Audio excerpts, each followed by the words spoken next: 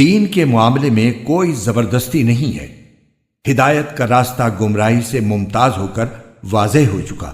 اس کے بعد جو شخص طاغوت کا انکار کر کے اللہ پر ایمان لائے گا، اس نے ایک مضبوط کنڈا تھام لیا جس کے ٹوٹنے کا کوئی امکان نہیں، اور اللہ خوب سننے والا ہے، سب کچھ جاننے والا ہے۔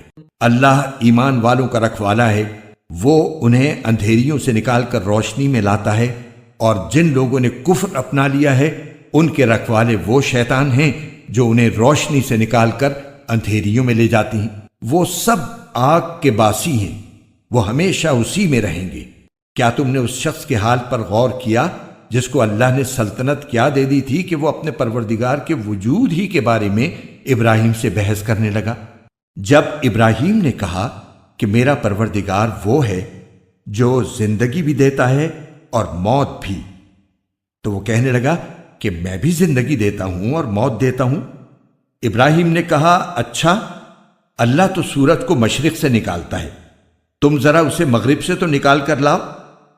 اس پر وہ کافر مبہوت ہو کر رہ گیا، اور اللہ ایسے ظالموں کو ہدایت نہیں دیا کرتا۔